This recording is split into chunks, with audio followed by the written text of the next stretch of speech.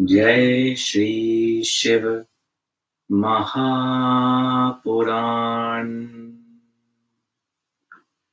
अथ श्री शिव महापुराणे चतुर्थी कोटिरुद्र संहिता। अथ चत्वारिंशो अध्यायः। ऋषयो ऊचु सूत ते वचनं श्रुत्वा परनन्दं वयं गतः। विस्तरत् काथया प्रीत्या तदेव व्रतमुत्तमं कृतं पुरा च केनेह सुते तद्व्रतमुत्तमम् सुते तद्व्रतमुत्तमम् कृत्वाप्यज्ञानतश्चैव प्राप्तं किं फलमुत्तमं। सूत उवाच श्रूयतां ऋषयः सर्वे कथयामि पुरातनम् इतिहासं निषादस्य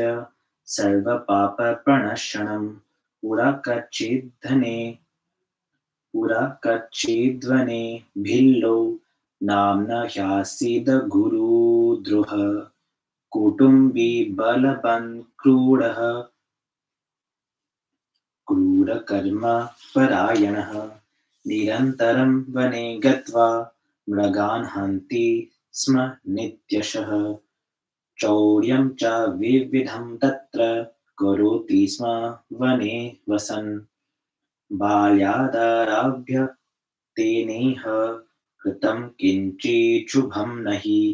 महन्तकालो व्यतीयाय वने तस्य दुरात्मनः।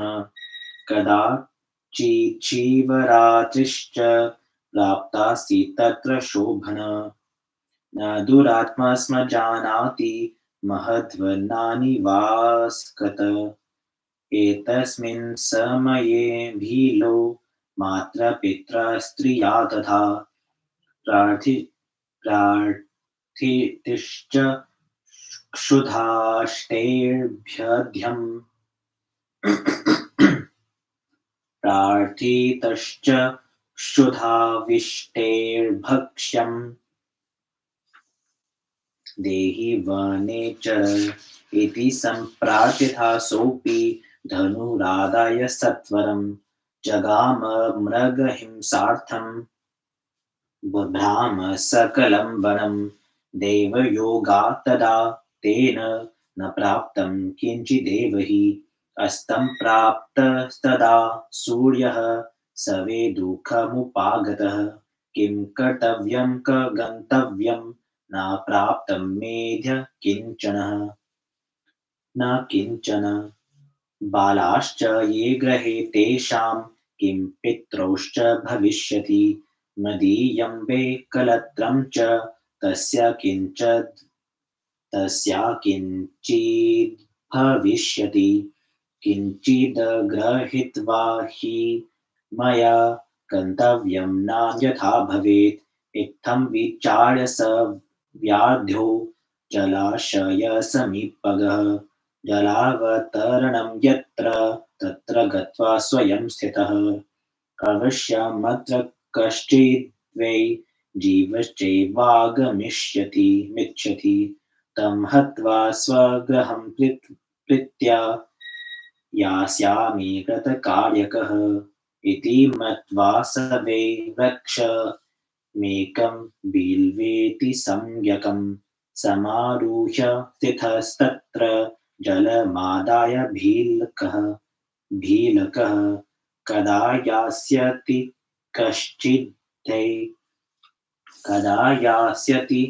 कश्चिद्वै कदा हन्यामहं पुनः इति बुद्धिं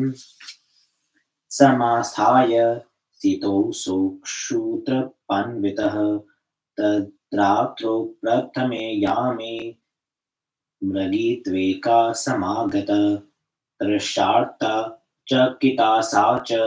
प्रोत्फालं कुर्वती तदा। तां दृष्ट्वा च तदा तेन तद्वधर्थामथोऽक्षरः संहृष्टेन द्रुतं बाणं धनुषि स्वे हि सन्दग्धे। इत्येवं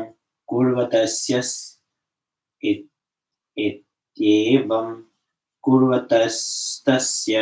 जलं बिल्वादलानि च पतितानि ह्यदस्तत्र शिवलिङ्गमभूतत यमस्य प्रथमस्यैव पूजा जाता शिवस्य च तन्माहिम्ना हि तस्यैव पातकं गलितं तदा तत्रत्यं चैव तच्छब्दं श्रुत्वा सा हरिणी भिया व्याधं दृष्ट्वा व्याकुला हि वचनं चेदमब्रवीत् मग्युवाच किं कर्तुमिच्छसि व्याध सत्यं वद समागतः तच्छ्रुत्वा हरिणी वाक्यं व्याधो वचनमब्रवीत् व्याधोवाच कुटुम्बं क्षुधितं मेढ्य हत्वा त्वां तर्पयाम्यहं दारुणं तद्वचः श्रुत्वा दृष्ट्वा तं दुर्धरं खलं किं करोमि क गच्छामि ह्युपायं रचयाम्यहम् इत्थं विचार्य सा तत्र वचनं चेदमब्रवीत् मग्युवाच मन्मांसेन सुखं ते स्यादेहस्यान् अर्थकारिणः अधिकं कं महत्पुण्यं धन्याहं नात्र संशयः उपकारकरस्यैव यत्पुण्यं जायते त्विह तत्पुण्यं शक्यते नैव वक्तुं वर्षशतेरपि परं तु शिष्यवो मेढ्य वर्तन्ते स्वार्षमेखिलः भगिन्ये तान्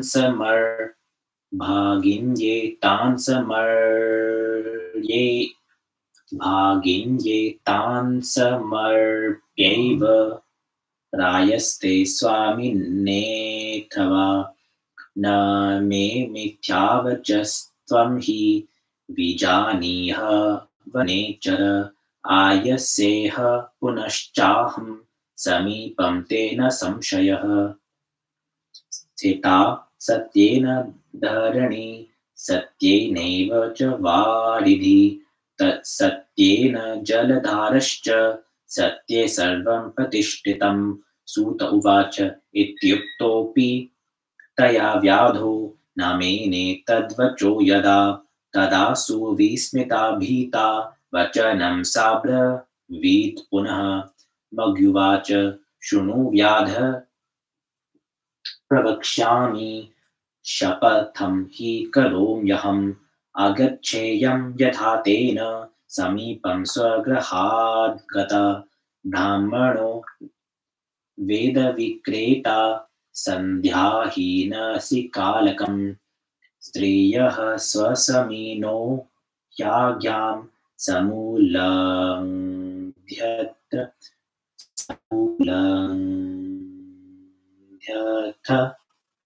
क्रियान्वितः कृतघ्ने चैव यत्पापं विमुखे हरे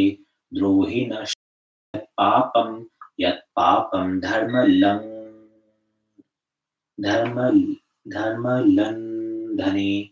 विश्चास धातके यद्ध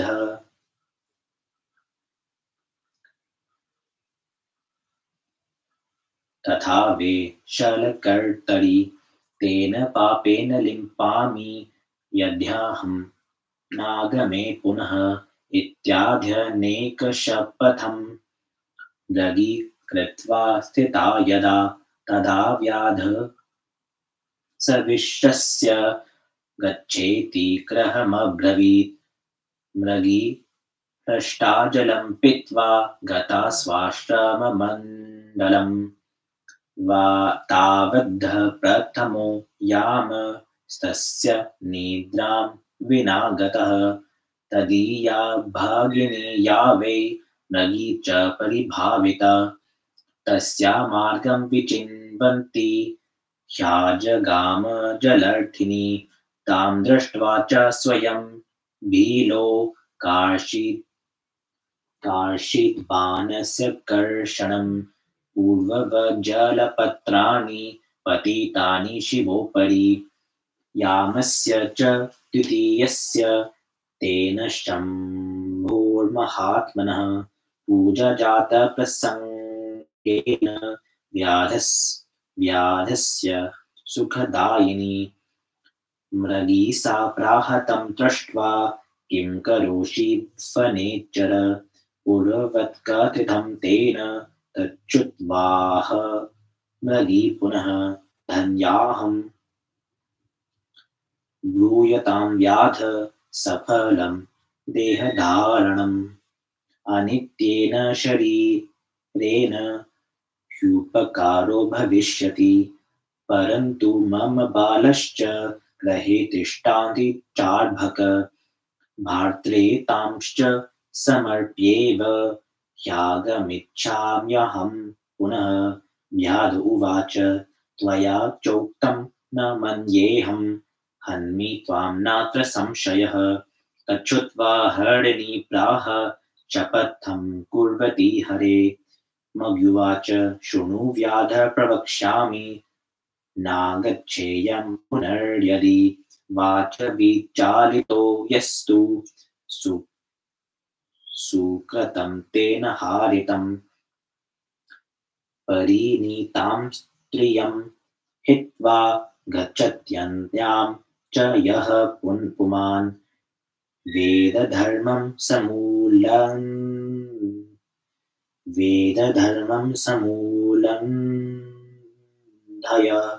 कल्पितेन च यो व्रजेत् विष्णुभक्तिसमायुक्तः शिवनिन्दां करोति यः पितृक्षयाः मासाद्य शून्यं चैवाक्रमेदिह कृत्वा च परितापं हि करोति वचनं पुनः तेन पापेन लिम्पामि नागच्छेयं पुनर्यदि सूत उवाच इत्युक्तश्च तया व्याधो गच्छेत्याह मृगीं च सह सा मृगी च जलं पीत्वा हृष्टागच्छत्स्वमाश्रमं तावद् द्वितीयो यामो वेतस्य निद्रां विना गतः एतस्मिन् समये तत्र प्राप्ते यामे तृतीयके ज्ञात्वा विलम्बं चकितस्तदन्वेष न तत्परः दद्यामे मृगमद्राक्षी जलमर्गगतं ततः पुष्टं मृगं च तं दृष्ट्वा हृष्टो वनचरः स वै शरं धनुषि सन्धाय हन्तु तं हि प्रचक्रमे तदैव कुर्वतस्तस्य बिल्वपत्राणि कानिचित् तत्प्रारब्धवशाद्विष्णो पतितानि शिवोपरि तेन तृतीययामस्य तद्रात्रौ तस्य भाग्यतः पूजजात शिवस्यैव कृपालुत्वं प्रदर्शितम् श्रुत्वा तत्र च तं शब्दं किं करोषीति प्राहस कुटुम्बार्थमहं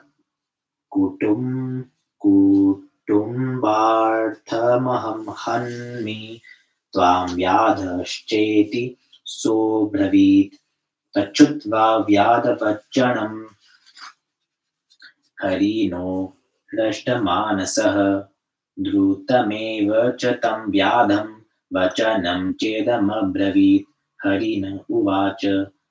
धन्योऽहं पुष्टिमानद्य भवतृप्तिर्भविष्यति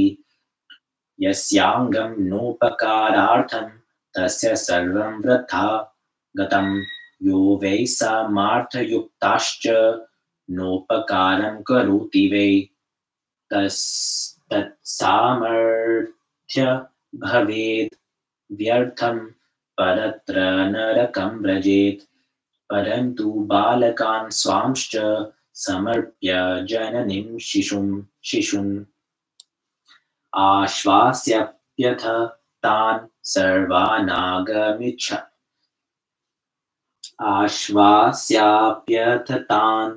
सर्वनागमिष्याम्यहं पुनः इत्युक्तस्तेन सा व्याधो विस्मितोऽ इत्युक्तस्तेन स व्याधो विस्मितोऽतीव चेतसि मनाकशुद्धमना नष्टपापपूजो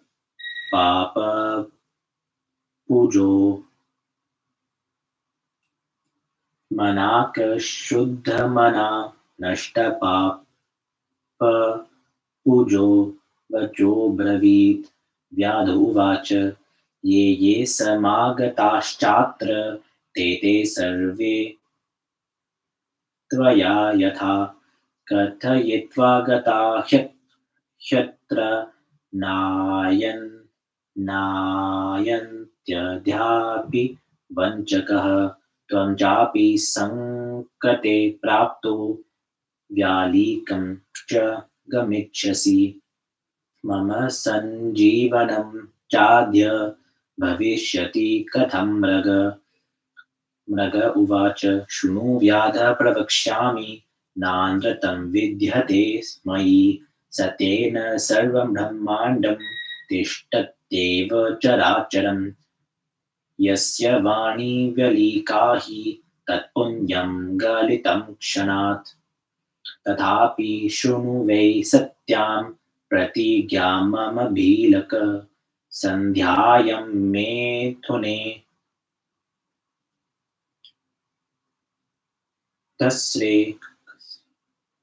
कसरे शिवरात्र्यां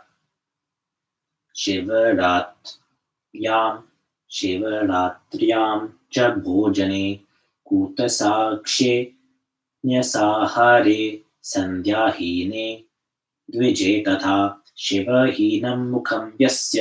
नोपकार्त क्षमोऽपि सन्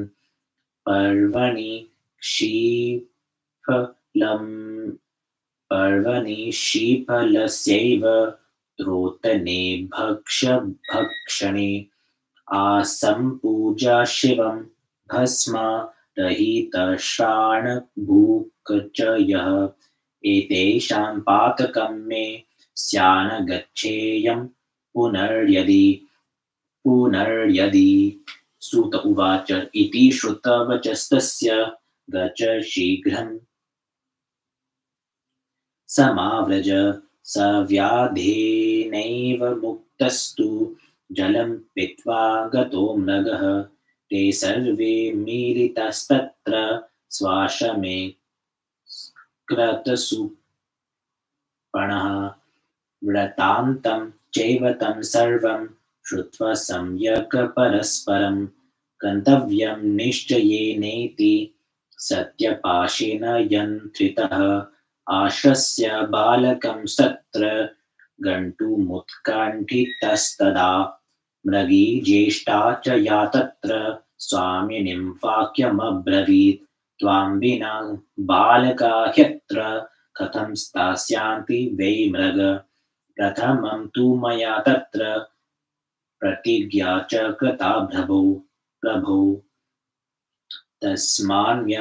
तस्मान्मया च गन्तव्यं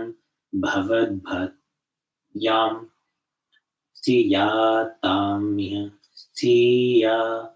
स्थीयतामिह इति तद्वचनं श्रुत्वा कनिष्ठा वाक्यमब्रवीत् अहं त्वत्सेविका चाद्य गच्छामि स्थीयतां त्वया तच्छ्रुत्वा च मृगः प्राह गम्यते तत्र वै मया भवन्त्योत्तिष्ठतां चात्र मात्रतः शिशुरक्षणं तत्स्वामी वचनं श्रुत्वा मेनाते तनधर्मतः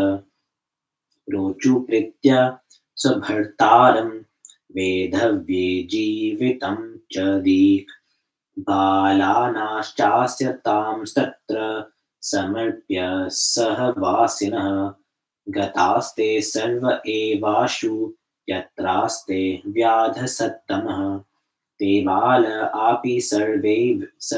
वै विलोक्यानुसमागतः एतेषां या गतिः स्याद्वै ह्यस्माकं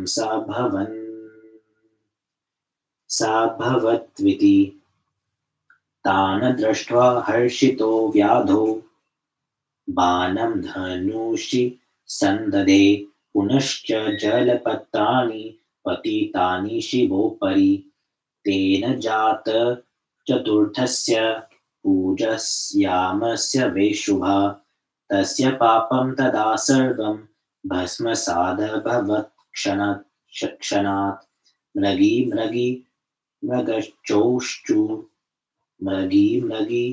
मृगश्चोचु शीघ्रं वै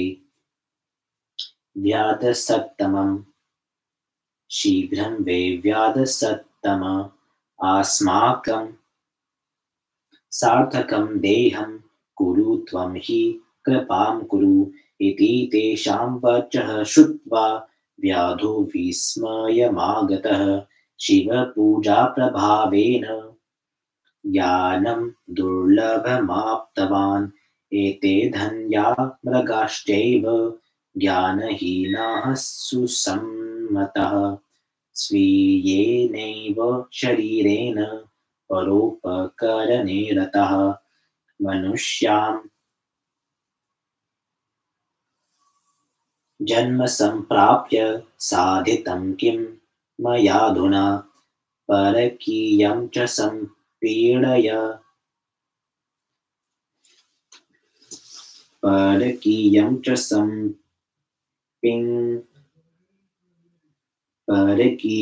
सम्पीडय शरीरं पोषितं मया कुटुम्बं पोषितं नित्यं कृत्वा पापन्यनेकषः एवं पापानि हा कृत्वा का गतिर्मे भविष्यति कां वा गतिं कमिच्छामि पातकं जन्मतः कृतम् इदानीं चिन्तयाम्येवं दिक् च जीवनं मम इति ज्ञानं समाप्नो बाणं संवारयंस्तदा गम्यतां च मृगश्रेष्ठा धन्यः स्थ इति चाब्रवीत् इत्युक्ते च तदा तेन प्रसन्नः शङ्करस्तदा पूजितं च स्वरूपं हि दर्शयामास सम्मतं संस्पृश्य कृपया शम्भुस्तं व्याधं प्रीतितोऽब्रवीत् वरं ब्रूहि प्रसन्नोऽस्मि प्रतेनानेन भीलक व्याधोऽपि शिवरूपं च दृष्ट्वा मुक्तोऽभवत् क्षणात् पपात शिवपादाग्रे सर्वप्राप्तमिति ब्रुवन् शिवोऽपि सुप्रसन्नात्मा नाम दत्त्वा गृहेति च विलोक्य तं कृपादृष्ट्या तस्मै दिव्यान्वरानदात् शिव उवाच शृणु व्याधाद्य भोगांस्त्वं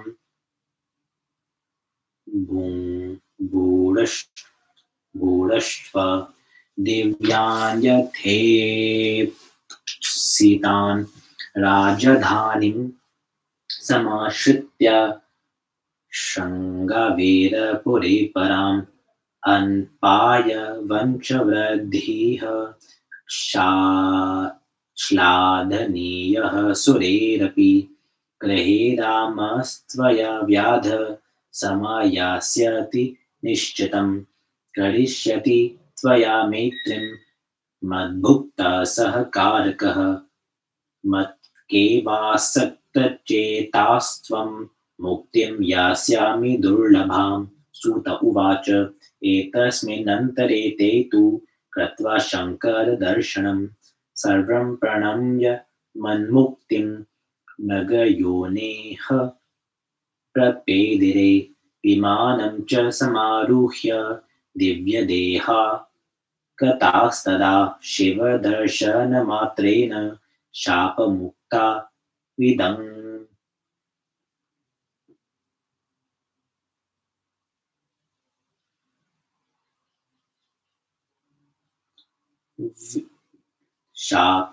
शापमुक्ता दिवङ्गतः व्याधीश्वरः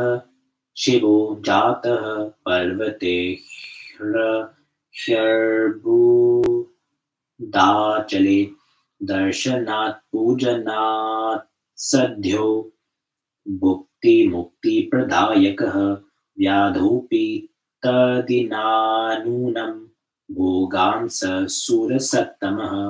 भुक्त्वा रामकृपां प्राप्य शिवसायुज्यमाप्तवान् आज्ञानत्स व्रतं चेत् तत् कृत्वा सायुज्यमाप्तवान् किं पुनर्भक्तिसम्पन्ना यान्ति तन्मयतां शुभां विचार्य सर्वशास्त्राणि धर्मश्चैवाप्यनेकशः शिवरात्रिव्रतामिदं सर्वोत्कृष्टं प्रकीर्तितं व्रतानि विविधान्यत्र तीर्थानि विविधानि च दानानि च विचित्राणि मखाश्च विविधास्तथा तपांसि विविधान्येव तपाश्चैवाप्यनेकशः नेतेन सम्मतां यान्ति शिवरात्रिव्रतेन च तस्मात् शुभतरं चेतत् कर्तव्यं हितमिप्सुभिः शिवरात्रिव्रतं दिव्यं भुक्तिमुक्तिप्रदं सदा एतत् सर्वं समाख्यातं शिवरात्रिव्रतं शुभं व्रतराजेति विख्यातं किमन्युच्छोतुमिच्छसि इति श्रीशिवमहापुराणे चतुर्थ्यां कोटिरुद्रसंहितायां व्याधेश्वरमाहात्म्ये शिवरात्रिव्रतमाहात्म्यवर्णनं नाम ४४ अध्यायः।